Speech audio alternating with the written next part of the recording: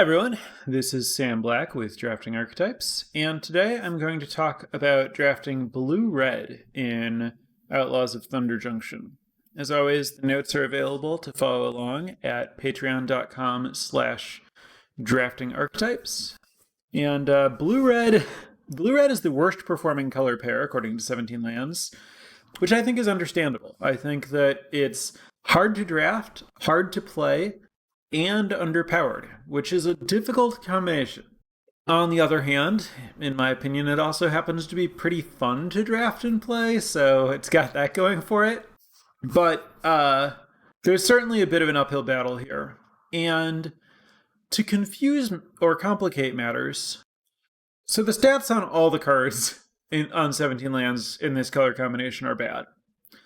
But the ones that are best are often the ones that I think are least good in the archetype, and the ones that are worst are often the ones that I think are most good in the archetype. And I would say that the general trend is that the cards that are individually strong rather than particularly synergistic overperform, which means lose less on 17 lands, where the cards that are more synergistic lose more.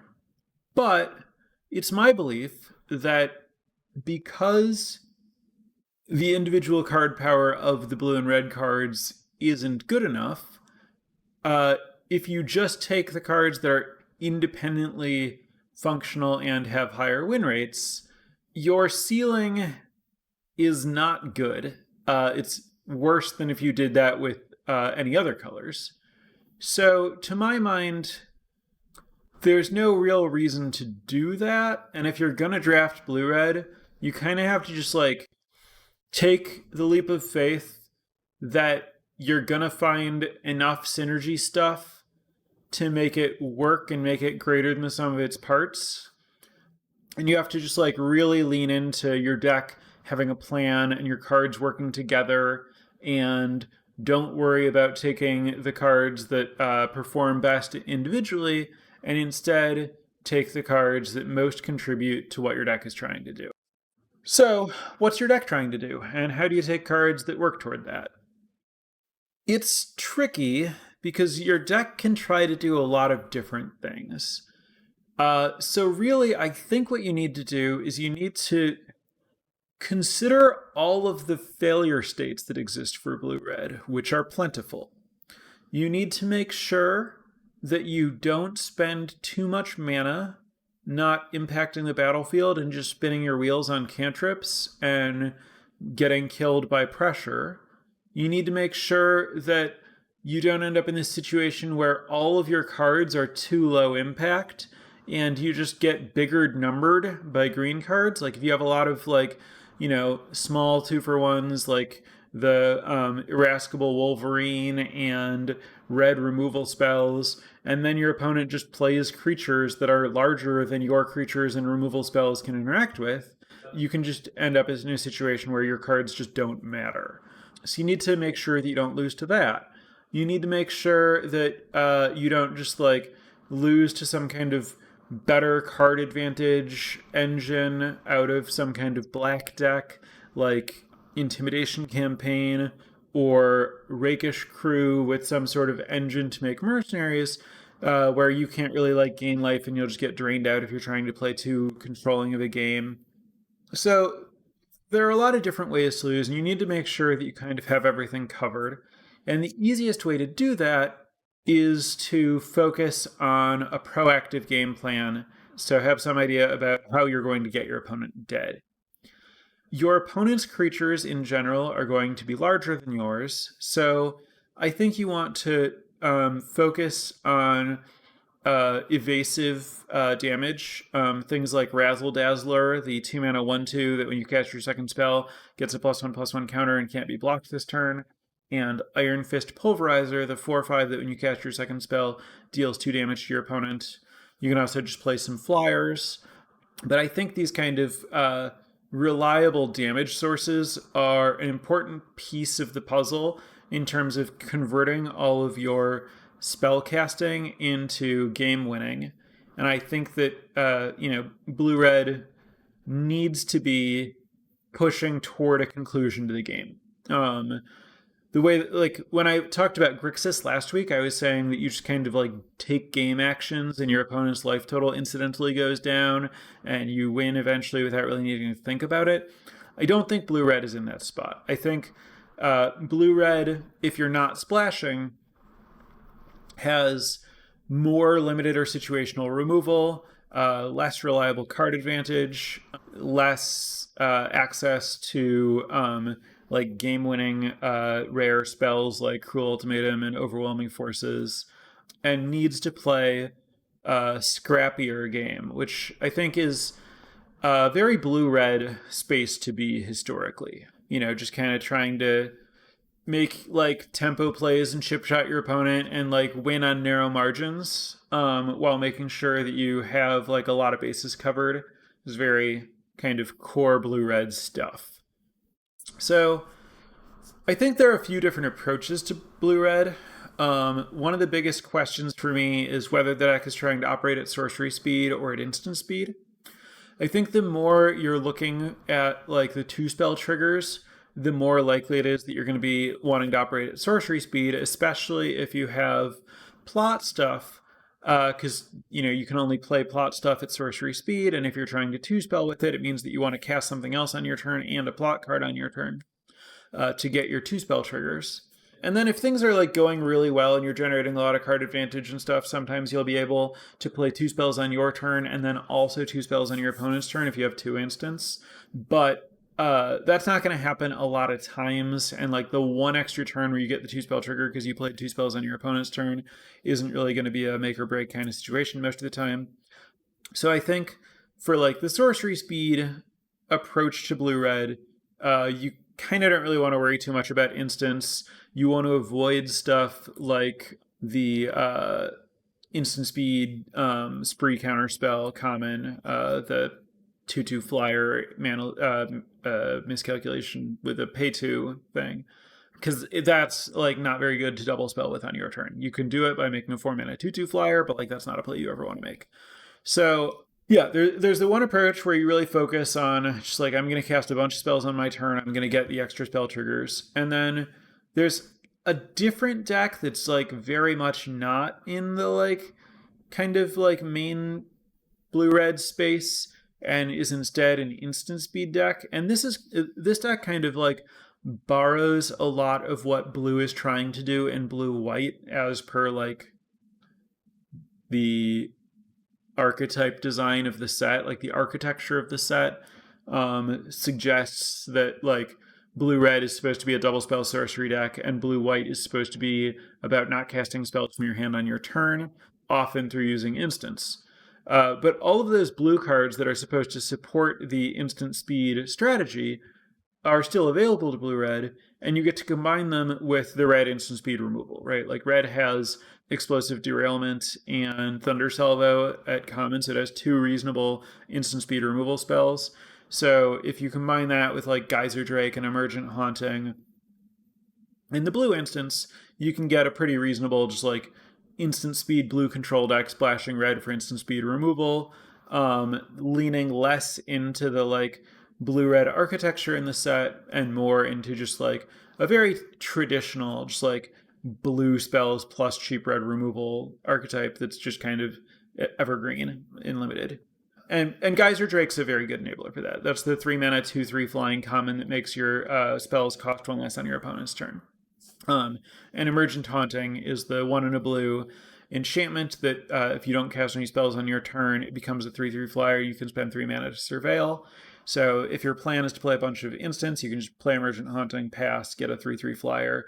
And then the 3/3 flyer plays really, really well with your like instant speed tricks. And, it generally blocks pretty well. And if you pass with mana up and your opponent doesn't do anything, the surveil's nice. So there's something there, but I think most of the time your blue-red decks are gonna be more in the sorcery speed space and focus on kind of the blue-red architecture in the set.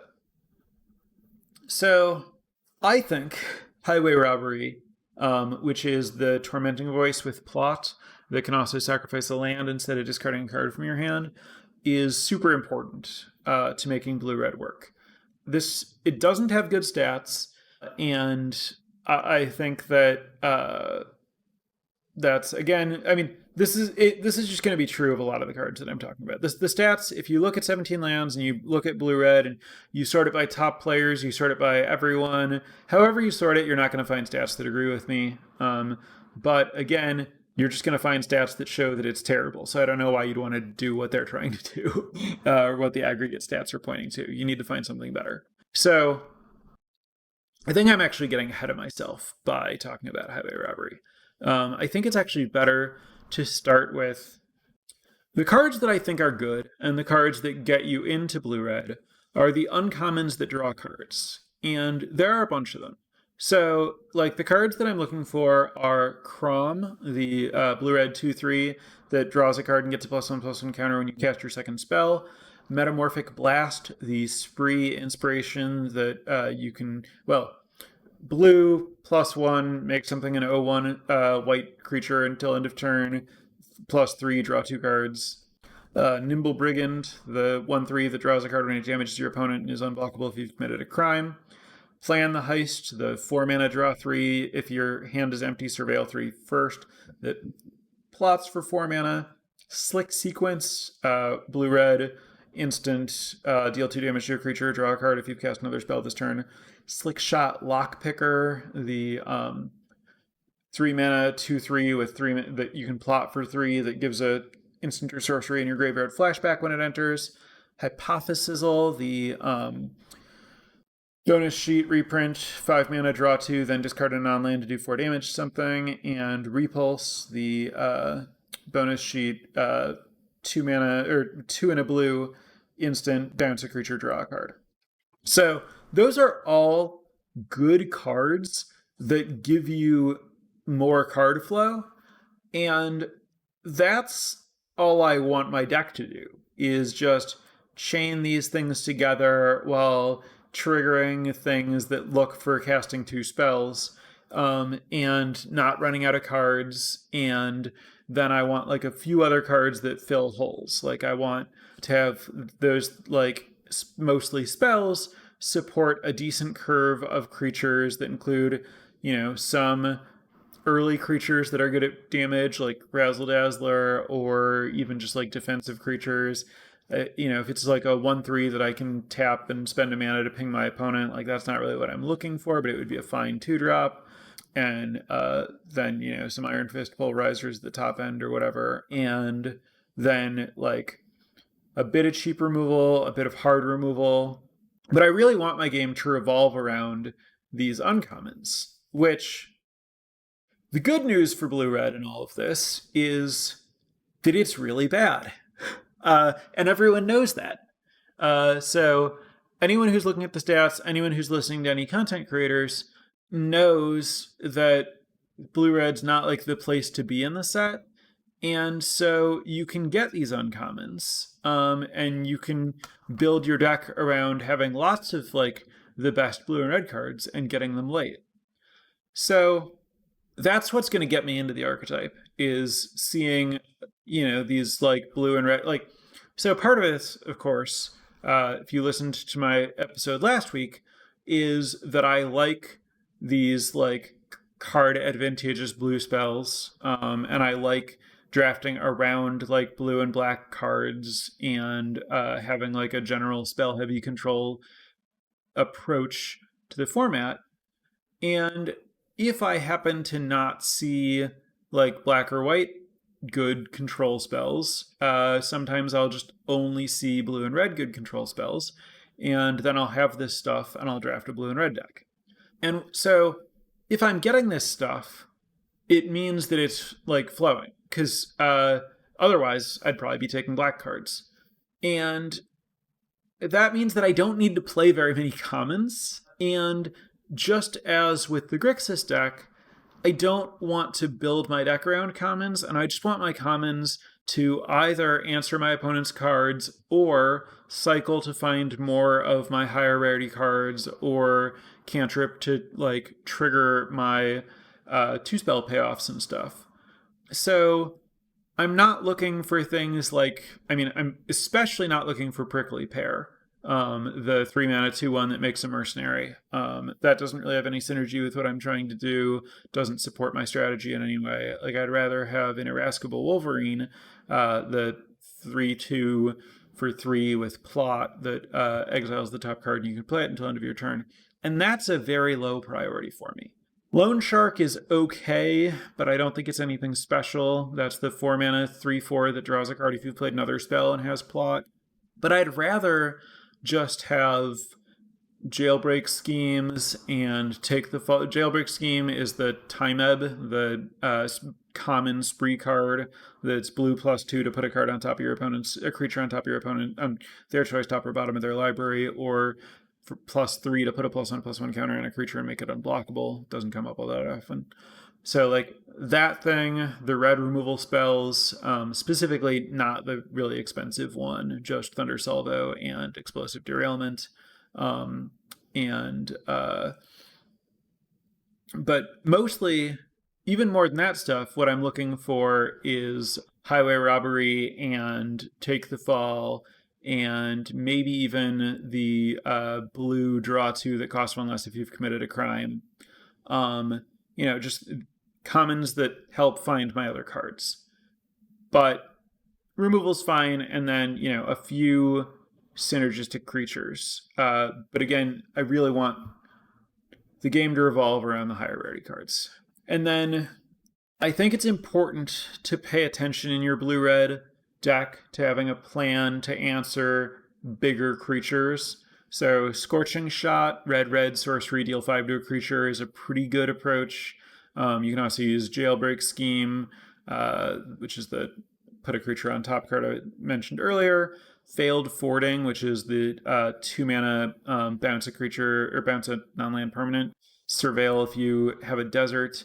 And Stop Cold, which is the 4 mana aura with flash that taps a creature, doesn't untap, and removes all of its text. Not a card I want to play a lot of, but I think you need to play, 2 of these cards plus Repulse at least, just some ways to deal with bigger creatures. And mostly, above all else, you just want to focus on making sure that your card flow is good. You want your deck to have a lot of velocity, which is a term that people use to refer to just cards drawing into other cards, so you don't run out of stuff to do. Because if you ever have an empty hand and you don't immediately draw a card draw spell, you're gonna stop triggering all your stuff and your cards won't do anything and you'll lose horribly, basically. So I mentioned that this deck is, in addition to being somewhat underpowered, both hard to draft and hard to play. There's only so much I can do in terms of helping with the hard to play stuff, but I want to speak to some of that. One of the difficulties is managing when you're going to have a turn where you cast only a single spell or a turn where you cast more than 2 spells versus, pacing your spell casting such that you're casting 2 spells every turn to generate your triggers. By default, if you're deep into the 2 spell trigger stuff, you want to be just casting 2 spells a turn, even if you could cast a 3rd spell, not doing it. And if you can only cast 1 spell, only do it if it's really mana efficient or you really need to, or it wouldn't help you play 2 spells the next turn if you save it, something like that. Just think about whether you have a plan to keep triggering your 2 spell stuff if you cast an odd number of spells now. Are you good later? Also, sequencing your spells within a single turn is tricky, and there are some spots that are easy to miss because it requires full control on Arena. So what I'm getting at specifically is cards like Thunder Salvo, which is the 1 in a red instant that does 2 damage plus 1 damage for each spell you've cast this turn, and Loan Shark, which draws a card when it enters the battlefield.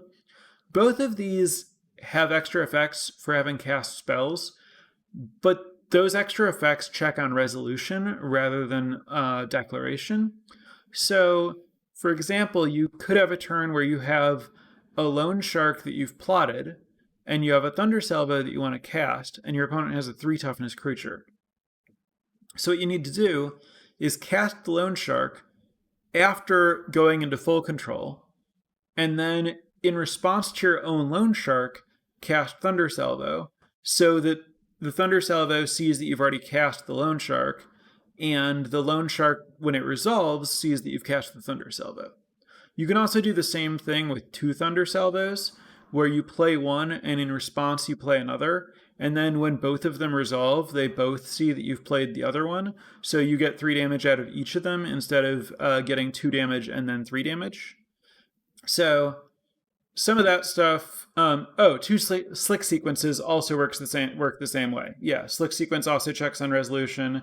So if your hand is double slick sequence, you can play one, respond with the other, and draw with both instead of using one to set up the other and only drawing with one of them.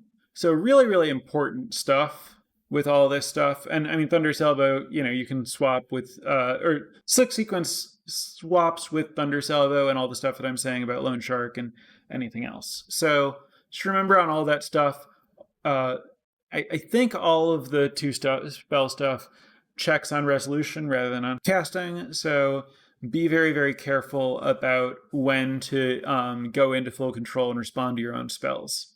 And you definitely want to just be aware of that option. If you have multiple Take the Falls, this is just another random drafting / gameplay note. Take the Fall is the 1 mana cantrip that gives a creature -1/-0 or -4/-0 if you have an outlaw.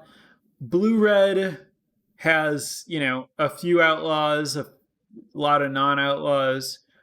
If you have multiple Take the Falls, it is a lot better if it's giving -4 power than -1 power. So I think it's worth going a little out of your way to prioritize having some outlaws once you have some Take the Falls. Another card I want to talk about is Brimstone Roundup, which is the 2 mana uncommon that makes a mercenary whenever you cast your second spell and plots for 3 mana. I think this card's really good. Its stats are bad, but given that I'm prioritizing evasive creatures in blue-red, the mercenaries can really help push damage. And also, given that I'm not great at killing big creatures, as you get into the late game, the mercenaries can really help chump block. And if you have a lot of card draw and some instant speed triggers and stuff, you can end up making mercenaries on both your turn and your opponent's turn. And I've just found the card very helpful, which is noteworthy because, like all of the highly synergistic stuff, its stats are really bad. Also, I've found plot on that one to be pretty important, but as is often the case with the plot stuff, you kind of need to, if all of your stuff has plot, you end up plotting half your cards, basically, if you're trying to 2-spell, where you'll, plot a thing, then next turn cast rather than plot, and then cast your plotted thing, and then get your 2 spells. So with Brimstone Roundup, I often find that I don't want to cast it on turn 2, but I might want to plot a Highway Robbery on turn 2 and then cast Brimstone on turn 3 and then cast the Highway Robbery to trigger it. But there will also be times where you just play a 2-drop on turn 2, plot Brimstone on 3, and then cast it from plot and then cast your Loan Shark on turn 4 or something like that.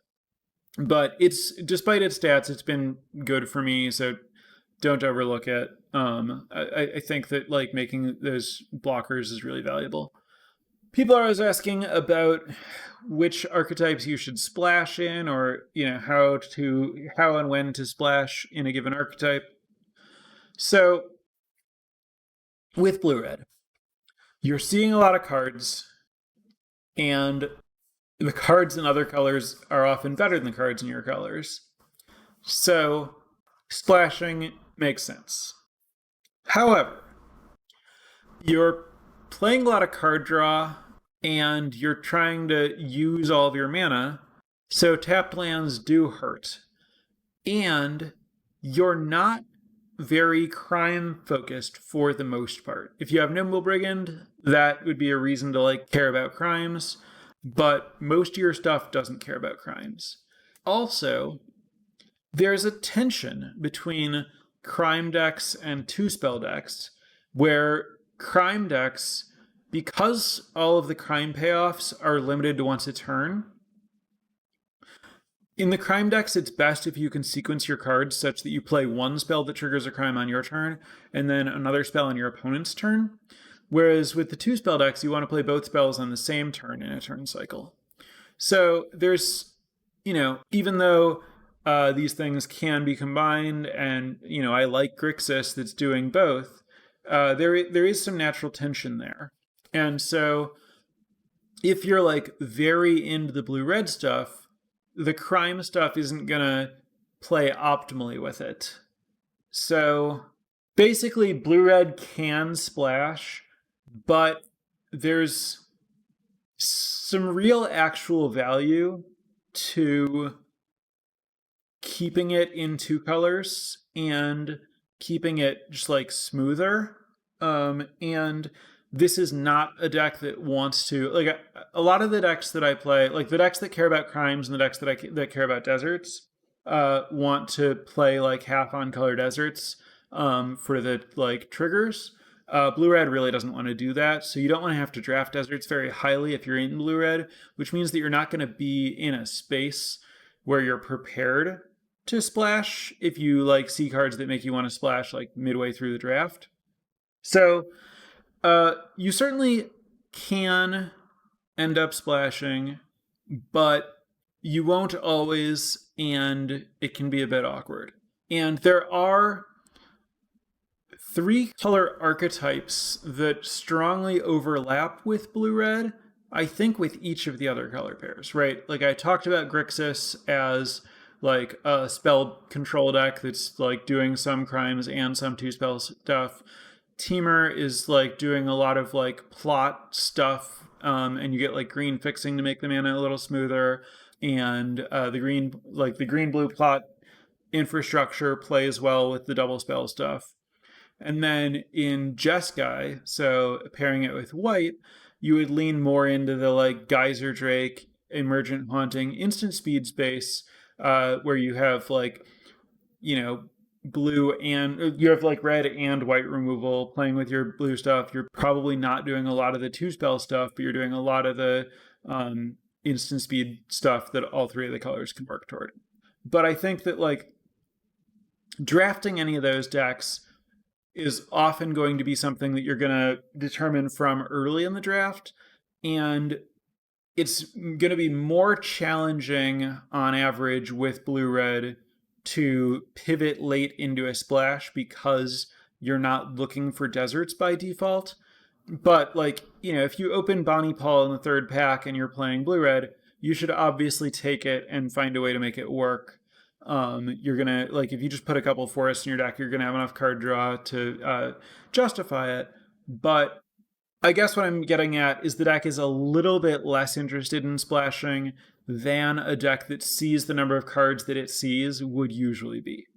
So you certainly can splash, don't be afraid of it, but understand that like you are kind of shifting how your deck functions and what its game plan is when you do that. Like a lot of blue-red decks want to kind of function as like 2 color streamlined aggro decks, but where it's like not really how you normally conceptualize aggro. It's a tempo deck, really. But like the smoothness, like if you draw a card that you don't have the mana to cast because of your colored sources, or if you like draw a swamp in your blue-red deck and now you don't have 2 islands so you can't cast 2 blue spells, like having mana that's good enough to let you routinely double spell is a lot harder if you have more colors. And so there's just a lot more, like the incentives to stick to 2 colors in blue-red are sneaky but present. So be very cautious with splashing in blue-red is really what I'm getting at there. And that's what I have to say about it. So I'm going to thank the newest patrons at patreon.com/draftingarchetypes. So Gabe, Travis, and Mike, thank you very much for the support. I really appreciate it. If anyone else is looking to check out the Drafting Archetypes Patreon and support the program, be sure to check out patreon.com/draftingarchetypes. And then I'm going to turn it over to chat for questions and comments and conversation about Blue-Red in Outlaws of Thunder Junction. So, chat, hit me with whatever you got. I also feel like Blue-Red suffers from a lack of good bombs. Do I think this is a factor? A little bit. I mean, so I do think that, you're right that Blue-Red is relatively low on, like, top-tier bomb density. Like, there are way more just, like, unbeatable green cards than there are unbeatable red and blue cards. A lot of the, like, blue-red gold cards, like the one that plots your multicolored spells and Malcolm, are, like, fine, but not, like, super impressive for gold rares. And the, like, monocolored rares, you know, they're fine, but they're not necessarily on the level of some of the others. And so that's going to, like, really show up in the 17 land stats, where, when someone's fortunate enough to get a great rare in their other color deck, it's going to, like, contribute a lot of extra wins. Whereas, like, you're not seeing those, like, free wins in blue-red. But when you're drafting, you don't always open, like, a great bomb. And so, like, if you don't open a green bomb, it doesn't, like, help you that they exist, and it's not, like, a reason to take green commons if you don't have, like, the green bomb, except that you're in a position to, like, open one of those bombs later and get to play it, whereas you're not in blue-red. So you do lose access to some, like, spike equity where you, like, happen to get something great later in the pack or later in the draft if you're in, like, a color pair with more bombs. But as far as, like, winning an individual draft that you're in, it doesn't help you that, like, great cards exist in a color if you don't have them. And when you're looking at, like, the 17 land stats and you're seeing, like, oh, the green cards win way more, and then you, like, look at the best performing like, rares and mythics in the set and you're like, oh, they're all green. To me, that should be a red flag that, like, the green commons and uncommons aren't as good as they look, and they're propped up by those super powerful rares and mythics. And so, like, the stats absent those, which is, like, what you're drafting for when you don't have one of those, are less skewed than 17 lands would suggest. So while it's a bit of a factor that you're not positioning yourself to open crazy bombs in pack 2 or 3 as often in blue-red, some amount of it kind of, like, points the other way, where, if the best cards you're seeing are blue and red, then you can kind of expect, like, that if you were taking, like, weaker cards in a, like, color that's propped up by bombs, that those weaker cards aren't going to perform as well as the stats suggest that they would. Whereas, like, red, green, or blue-red's not going to have that issue. But people often ask me what the strongest color combination is. And I don't remember who said it, but someone in chat said the best color combination is whichever colors have the best cards that are available to you. And I kind of like that way of thinking about it.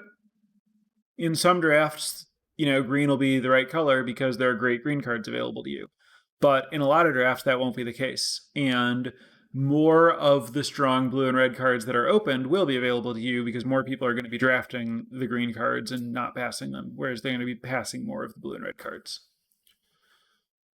Where do I think blue-red ranks among the color pairs? I mean, I don't have a strong reason to disagree with the stats. I think it's the weakest or one of the weakest archetypes. I just think that there is... I think it's not hopeless. I think that good blue-red decks can be drafted. I think that a little bit more has to go right, and a lot more care has to be taken in the draft and especially the gameplay. But I'm not going to argue that the cards are, like, radically stronger than Like it's true that there are green palms and that like blue-red decks don't naturally cast them and stuff. Would you say that while you can splash in blue-red, you're more likely to have the third color as a base and either blue or red as the splash? Yeah, I think that's true. I think both blue and red are pretty shallow.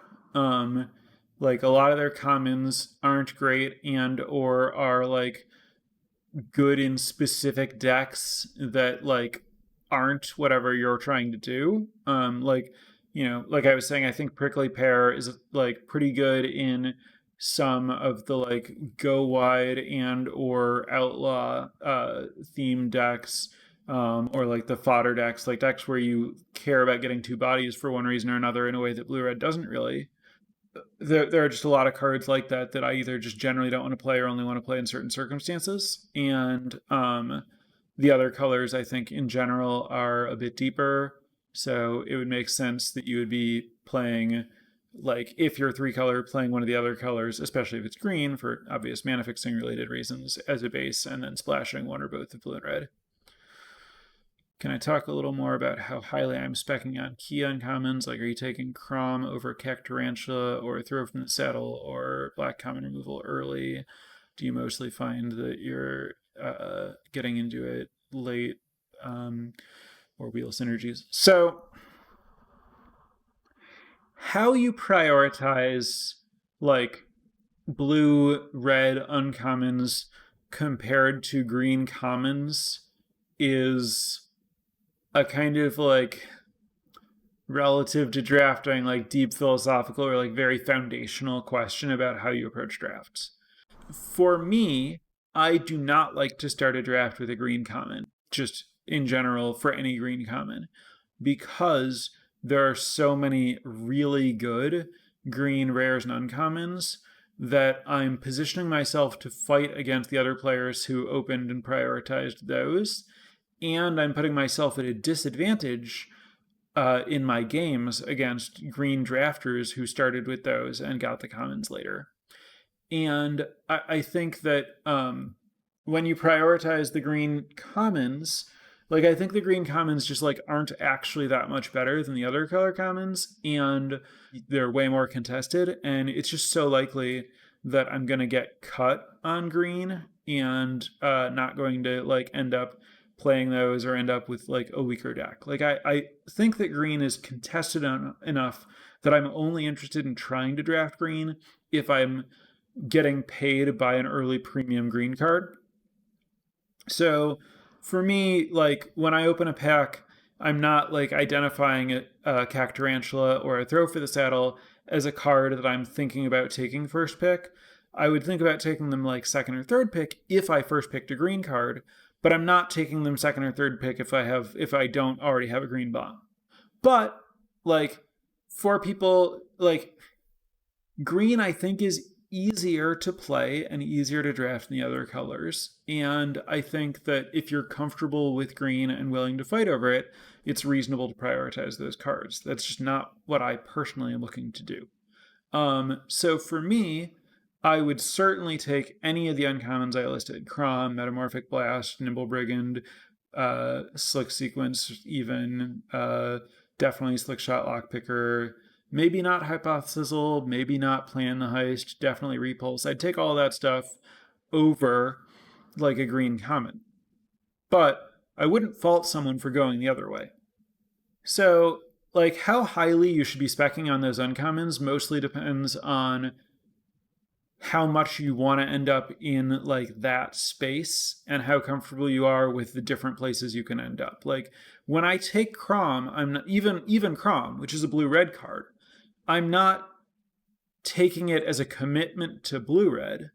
I'm taking it as a powerful card that like I might be blue-red or I could splash it, and I want to be in like a spell-heavy controlling, like it's good when you're trying to not be green, which I think is worth doing for me, but I can't fully recommend it for everyone.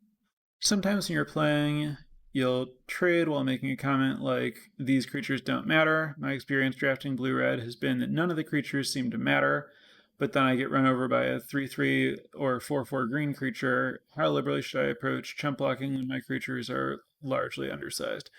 So I think it's important, the differentiation between trading and chumping is kind of like mentioned but glossed over in this comment. Like, I will trade freely because I'm like reducing, like, because my blue-red decks have a lot of card advantage. Anytime I can trade material on the board, I'm pretty happy about that. I get to preserve my life total, I get to take pressure off, and I get to like make the game smaller to like magnify the impact of my card draw. And so I'm happy to just like make early trades. But chump blocking is, of course, something that you want to do as little as possible, because if you have to chump block 2 turns in a row, then you're just like down to creatures. Whereas if you'd not chump blocked the first turn and then played a second turn creature, you might have been able to like double block and trade and then not need to like take damage on the third turn after that.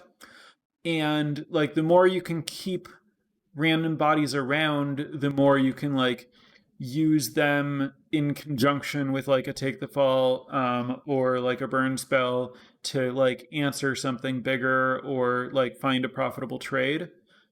So in general, I'm looking to make trades, but I'm not looking to be reckless with my material. I'll like chump block if I have to, or if the end is in sight, or if it's just like a 1/1 token and I have like plenty more of those, and it would be like, and I don't have like a good plan for just like taking the damage. But yeah, I agree with the like overall comment that like the creatures on the board usually don't matter. There are a few that are card advantage engines like Nimble Brigand and Crom, and you do care about those. But as far as your creatures that are just numbers, like your Wolverines and your Loan Sharks and your Slickshot Lockpickers and your 3/3 Reach that like dealt 2 damage and you plotted it, like all of these cards that you're playing just kind of like to get value that leave like numbers in play, certainly you're happy to just trade off those numbers. You don't like, because your deck is usually more about like because card advantage is necessary to your deck's functionality, trading is pretty good for you. So you're not like, the time you would care about having these creatures in play is if you like care about being able to like damage your opponent with them. Like, you want to have creatures in play so that you can like use a removal spell to kill your opponent's blocker and get damage in. But while your blue-red deck does care about like trying to do damage in your opponent's life total, I think in general, just like getting resources out of like into the graveyard for your opponent is more beneficial than like it is costly to you to get your creatures in the graveyard. So in general, trading good, chumping bad. Like to hear more about what makes me lock into the blue-red double spell plan in a draft. As I mentioned in last week's episode, I need like higher rarity like payoffs. Specifically like the engines that pay you for it repeatedly. So like Crom, and I mean like Brimstone Roundup isn't like a top tier card, but it is a card that like I think is like a reason to lean into doing the thing. Razzle Dazzler is a card that I'm looking to get very late, but if I have like Croms and Slick Sequences and stuff as a reason to like get into the space, then a Razzle Dazzler will make me kind of like double down and like commit to really doing the thing. But I mean, to be honest, a lot of what makes it where I want to be is gets back to what I said at the beginning of the episode, which is that for all of the struggles with blue-red, I also just think it's fun and I like trying to do it. So I think I'm like a little bit more likely to commit to it than one necessarily should be. But mostly, seeing the payoffs very late and getting like a good density of them is what like should make you commit to it. Do I speak to raw card advantage and not affecting the board spells like Seize the Secrets and how highly you prioritize it? So Seize the Secrets is the divination that costs less mana if you've committed a crime this turn. Seize the Secrets is expensive enough that it's tricky to double spell with, even with its discount.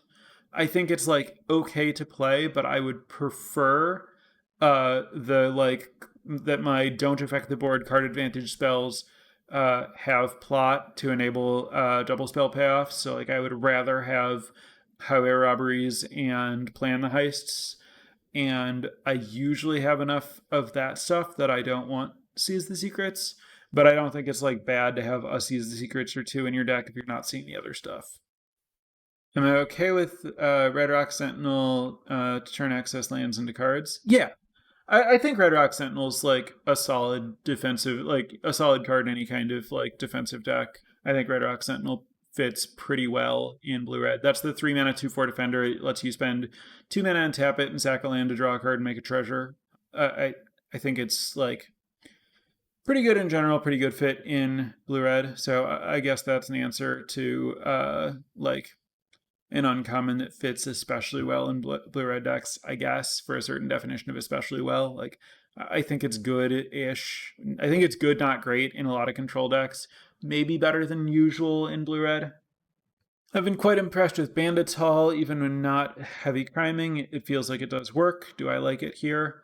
Yeah, I think, well, I mean, so Bandit's Hall does some nice things. This is the 3 mana uncommon that taps for mana of any color and gets a counter when you commit a crime, and you can tap it in 2 mana and remove 2 counters to draw a card.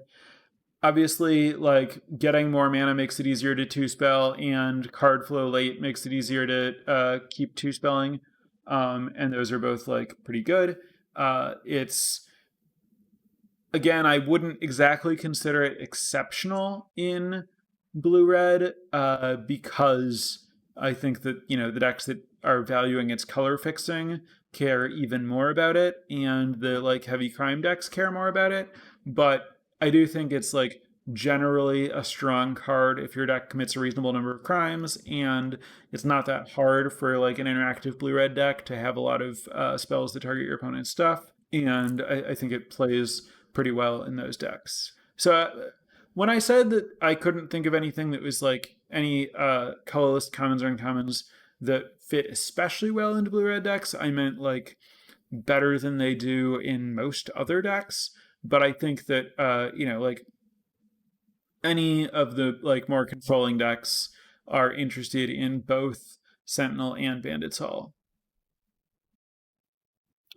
So I think that's gonna cover us for today. So thanks everyone for listening, and I'll be back next week with another archetype.